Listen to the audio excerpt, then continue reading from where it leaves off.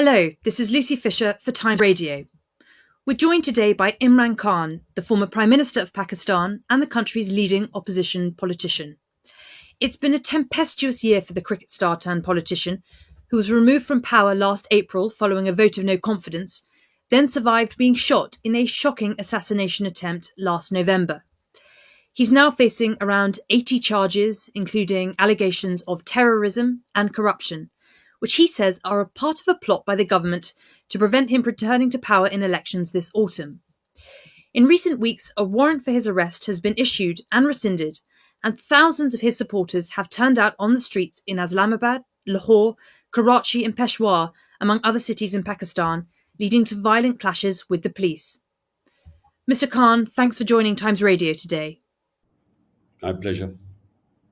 So earlier this week, you addressed your first rally since you were shot 4 times in the leg last autumn, but you spoke to the crowd from a bulletproof box. You believe your life is still in danger?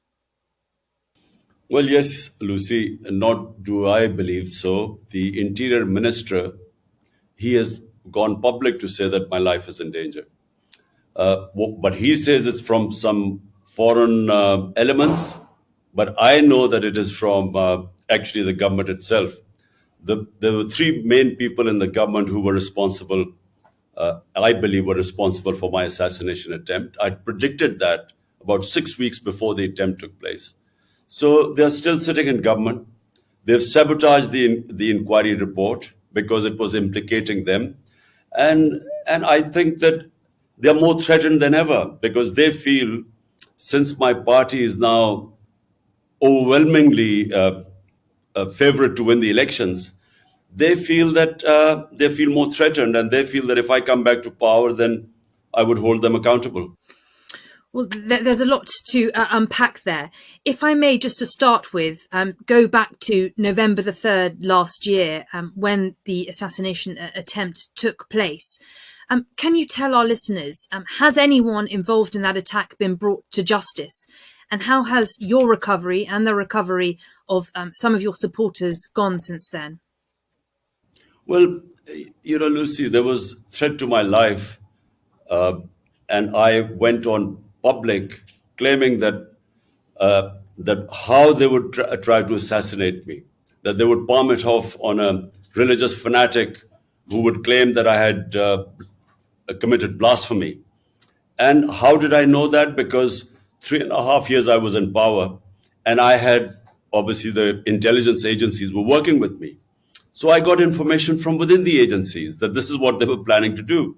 I went public, and according to the script, that's exactly what they did. They palmed it off on a religious fanatic who shot who shot at me, and a lot of 12 of our people got injured. But fortunately, there was one bystander who saw him pull out the gun, and just in the nick of time, he put his hand on the gun. So rather than hitting us on the top body, the bullets hit us on the legs. But there were 2 other shooters, and this was confirmed by the Joint Investigating Committee, which came up with forensics and eyewitnesses and confirmed that there were 3 shooters. So after that, the powerful quarters, because there was the intelligence agency general who was involved in this, I nominated him. The Interior Minister, who recently again has made a statement that it's either us or, something like about, either it was us or them, or some stupid statement he's made. And then, of course, the Prime Minister. All of them have been involved in extrajudicial killing, and there's a record about them. So they were still sitting in power, and they sabotaged the findings of the Joint Investigative Committee. Now, since they're still in power, and since my party has won 30 by-elections out of 37 in the last few months, they know that we are favorites to win the elections, and therefore my life is, more at risk now because they're petrified that I would be back in power. Well, certainly some of the language used by the Interior Minister describing you as an enemy and incurable must scare you, I'm sure. Your allies have raised concerns about the disappearance this month of a member of your social media team. Explain what you believe or suspect has happened to him. Well, Lucy, what's happened is that since we were deposed from power, and that this was the person behind it was the army chief. As you know, the establishment is all powerful with the intelligence agencies. So he was the one who was behind the plot, but he co-opted the guys who are in power right now. These 12-party alliance. So since then, what they hoped was that my party would just sort of wither away, because once a party is out of power, people turn their backs on it. But for the first time in our history, something unprecedented happened. Hundreds and thousands of people came out on the 10th of April. My government was removed on the 9th, 10th of April. Hundreds and thousands of people came out on the streets. Now, when that happened, everyone was taken by shock, including the establishment. So rather than the popularity going down, with time, my popularity and my party soared to heights which no party in Pakistan's history is as popular as my party PTI is right now. Therefore, that's when this plot was hatched to have me removed. And, us winning 30 out of 37 by-elections meant that my life was even more in danger as time went on, because elections are due. The Supreme Court had asked for the provincial elections on the 30th of April. The general elections take place in October. Now, they're all scared that in these two provincial elections on the 30th, we would win. So they're challenging in the Supreme Court right now. They're scared of elections. And so the two are related. The threat to my life and elections and coming to power are all related. Well, certainly, just for listeners and viewers not aware, Pakistan is having a big set of elections this autumn. Of course, you may not be allowed to stand, Mr. Khan, if you are convicted on some of the charges which you are currently accused. This includes corruption, the suggestion that you sold state gifts while in office and hid your assets, and more recently, charges of terrorism. What's your response to these allegations? Well, Lucy, let me just put the record straight. There are 140 cases against me right now, which include blasphemy, which includes sedition, which includes 40 cases of terrorism. 40 cases. Now remember, this country has known me for 50 years. I'm probably the longest known Pakistani and the well-known Pakistani, in 5 decades. So no one believes that I have broken the law, because I've never broken the law in my life. In fact, my movement is called Movement for Justice, Rule of Law. So none of all these cases, whenever they go to a trial court, I get bail because there's nothing in the cases. I mean, for instance, I'm accused of terrorism. Now, how am I accused? Some party members do a peaceful demonstration outside the election commission. I'm sitting in another city and I'm charged with terrorism. Or I go and make a court appearance. And so there are a lot of followers there. We go in and come out, and there are 3 terrorism cases. So no one believes this. And whenever it goes to court, they get set aside. So your contention is that these are politically motivated cases brought against you? Look, Lucy, never in our history has anyone had 140 cases against me. And the rate it's going, I'm soon about to score my double century. The problem is that, the cases they are slapping against me, no one believes them. Now, for instance, the so-called corruption case, what is it? For 70 years, the law in Pakistan is that whether it's the prime minister, the ministers, or any generals, whenever they get a gift, it has to go to something what is called Tosha Khana. There, they decide the value of the gift. Then they give you an opportunity. Do you want to retain it? If you retain it, in the past, it used to be 20%, used to pay and you used to take the gift. Mm-hmm. Now, in my time, it was 50%. So this is the law. Everything is on record. So whenever this case goes into court, this will be again dismissed. So, as you mentioned, there have been protests when you have been called to court. Your supporters have been out on the streets in cities across Pakistan. There have been violent clashes with the police. What's your message to your supporters now? Would you urge them to eschew violence? Lucy, look, let me correct the record again. My people have never indulged in violence, and I'll tell you why. A party that wants elections does not want violence, because violence is one thing that would delay the elections. Now, we've been asking for elections. The government parties do not want elections. So they have been blaming security. One is lack of funds and the other is security situation for delaying the elections. Now, if we were indulging in violence, we would actually be helping the government's narrative about lack of security. So my people have always been told that we do not want to have any clash or any violence.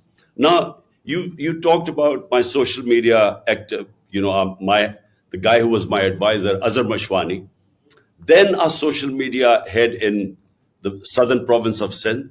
They have both been abducted. We do not know their whereabouts. They have disappeared for 7 days. But this is not the only situation. In the last 7 months, my chief of staff was abducted.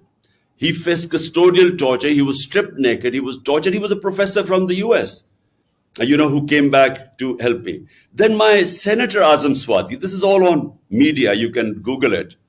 He was picked up for tweeting. He made one tweet against General Bajwa. And on that tweet, they picked him up. They beat him in front of his grandchildren first. Then they took him to another place where they again stripped him naked. They tortured him. And this is all documented. So why are the supporters worried when the police comes with an illegal? There was no arrest warrant. This was an abduction. They all came to pick me up. The supporters were worried that I would again disappear, abducted, and tortured. So this is and then they know that these are the same people who tried to kill me. Hence, you see the worry amongst my supporters. They have never attacked the police. The police attacked my house with an illegal arrest. They came to pick me up. And from three sides, there were rangers, there were police, there was an armored car. For 24 hours, my house was under attack. And what you saw, what you call violence, when the police attacked them with tear gas shelling and pellet guns and God knows what, this water cannon with chemicals, there was resistance. And why was there resistance? By the way, there were 3 times I told my supporters, look, I'm going to go and give myself up. They would not allow me to give myself up because they were all scared that they would either kill me in prison or they would just, there are so many cases, they would just keep me for months. So there is no confidence in the government right now amongst my supporters. But they do not go and attack the police. In fact, 2,000 of my supporters are in jail right now. Our social media people have been picked up. If you look at what has happened to the media, there's a total clampdown on media. There's a blackout. The only reason they're going after social media because the mainstream media has blacked me out. And so social media is what now they are cracking down so that I have no visibility at all. Mm-hmm. And Mr. Khan, what happens next? As you say, I'm speaking to you as you are in your residence in Lahore. Your supporters have been mounting this defence of you when the police have arrived in recent days to try and pick you up or speak with you. What happens next? Are you going to have to rely on your supporters indefinitely until the elections to defend you in this way? Well, look, the reason why why this whole thing happened was when the police came to pick me up, they asked them, why have you come to pick me up? And they came up with this warrant that they wanted to produce me in court. But the law says that when I gave them an surety, my lawyer gave them a surety guarantee that I would appear in the court, they can't. The law is very clear. There's section 76 of the law, which says if you give them an surety guarantee, they can't pick you up. And as it happened, I went and appeared in front of the court on that date. Okay. So they knew that this was what they were doing was abduction. That's why there was resistance. But what do I tell my supporters? That it is in our interest that there's no violence. because we want elections. It is in the interest of the government, which is trying to bring the security situation as an excuse to run away from the elections. Well, you certainly appear to be riding a wave of public support. I note a poll by Gallup this month putting your approval rating at 61% and that of the current Prime Minister, Shehbaz Sharif, on 36%. So looking ahead to the elections this autumn, what is your prospectus for government in Pakistan? Sorry, what did you mean? What is my... What are your key policies heading into the elections this autumn, which it looks like you could do very well based on the current polling? Now, Lucy, look, we will sweep the elections, and all the opinion polls say that, and the results of the by-elections, out of 37, we've swept 30, despite the establishment and the entire government machinery helping them. That's why they don't want elections. But look, what we need in Pakistan most of all is rule of law. Look, the difference between rich and poor countries is only one. Rich countries have rule of law and hence prosperity, and our countries are plundered by their own ruling elites because they're above law. This is the struggle, not just in Pakistan. It's in the entire developing world where you find these poor refugees trying to, risking their lives to go to the land of milk and honey like Europe and England. Why? Because there's rule of law. So they have level playing field. In our countries, unfortunately, the elite is above law. And this is the whole struggle going on in Pakistan. They've all ganged up against me. 12 parties have ganged up against me. So the entire political spectrum is on one side, helped by the establishment, which also has always been above law. So this is a struggle for rule of law. And if you have rule of law, then that is what brings prosperity, because it brings investment. Our biggest asset for Pakistan are the overseas Pakistanis, which are 10 million. And their combined GDP is more than the GDP of 220 million Pakistanis. If we can have the enabling environment for them to invest in this country, Pakistan will stand on its own feet. I mean, I'm just giving you a very rough idea that unless you have rule of law, you cannot have prosperity. Because, we get robbed by our own elites who siphon off money, and it ends up in Western capitals and in offshore accounts. And as I said, it's the problem with, you look at the developing world, it's the same problem everywhere. So restoring rule of law is at the centre of your policy proposals for the country. Just a quick word, if I may, on Pakistan's fairly precarious financial situation. It is on the brink of default. How are you going to restore financial stability to the country?